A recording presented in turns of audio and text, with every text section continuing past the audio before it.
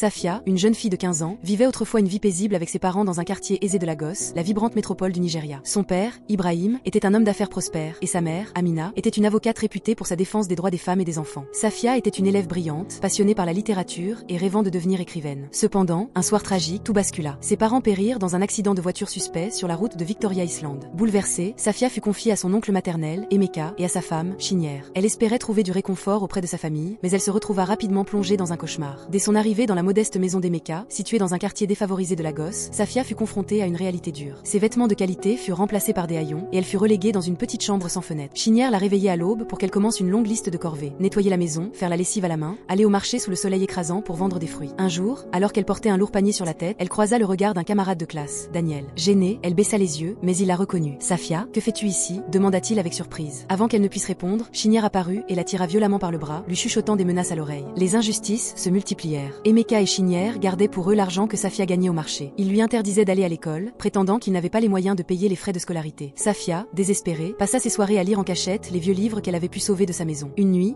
alors qu'elle cherchait de quoi manger dans la cuisine, elle surprit une conversation entre Emeka et Chinière. Ils discutaient d'un mystérieux coffre-fort appartenant à ses parents. Nous devons trouver le code, murmurait Emeka. Sans cela, toute cette mascarade n'aura servi à rien. Intriguée, Safia commença à se poser des questions sur la mort de ses parents. Elle se rappela les avertissements de sa mère concernant la cupidité de certains membres de la famille. Déterminée à découvrir la vérité, elle décida de fouiller dans les affaires de son oncle. Un jour, profitant de l'absence d'Emeka, elle entra dans son bureau. Dans un tiroir fermé à clé, qu'elle parvint à ouvrir avec une épingle, elle trouva des documents étranges. Des relevés bancaires montrant des transferts importants sur le compte d'Emeka peu après la mort de ses parents, et une lettre non envoyée où Emeka menaçait Ibrahim de révéler un secret s'il ne lui donnait pas de l'argent. Safia sentit son cœur s'accélérer. Était-il possible que son oncle soit impliqué dans la mort de ses parents? Avant qu'elle ne puisse en lire davantage, des pas se firent entendre. Elle remit tout en place et sortit discrètement. Les jours suivants, Safia tenta de contacter Daniel pour lui demander de l'aide. Ils se retrouvèrent en secret dans une librairie du centre-ville. Elle lui raconta tout, les mauvais traitements, les documents suspects. Daniel, choqué, lui proposa de parler à sa tante, Ngozi, une journaliste d'investigation. Ngozi écouta attentivement l'histoire de Safia. Il faut être prudent,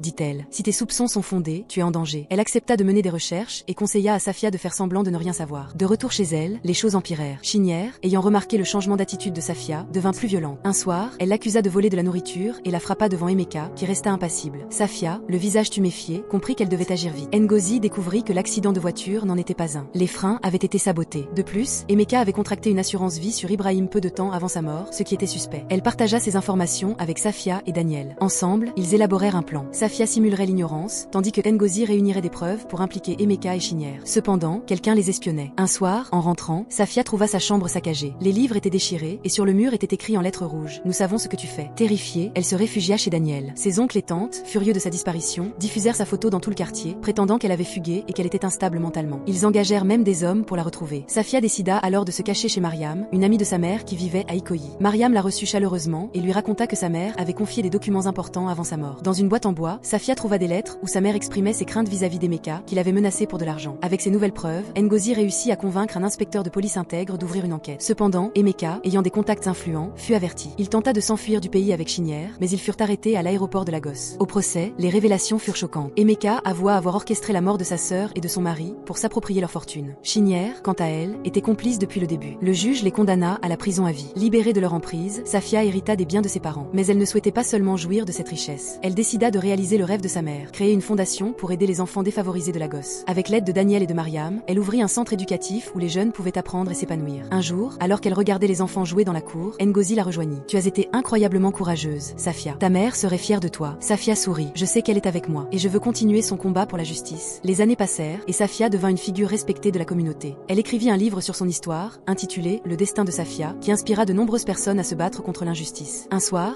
alors qu'elle feuilletait un album photo, elle tomba sur une image de ses parents souriant lors d'un voyage. Au dos, il était écrit « La vérité triomphe toujours ». Elle comprit alors que, malgré les épreuves, elle avait trouvé sa voie. Safia décida de poursuivre ses études en droit pour défendre ceux qui n'avaient pas de voix. Elle intégra l'université de Lagos, où elle retrouva Daniel, devenu journaliste. Ensemble, ils s'engagèrent dans de nombreuses causes, formant une équipe indéfectible. La vie n'avait pas été tendre avec Safia, mais elle avait transformé sa douleur en force. Lagos, avec ses contrastes et son énergie, était le théâtre de sa renaissance. Elle savait que le chemin serait encore long, mais elle était prête à affronter tous les obstacles.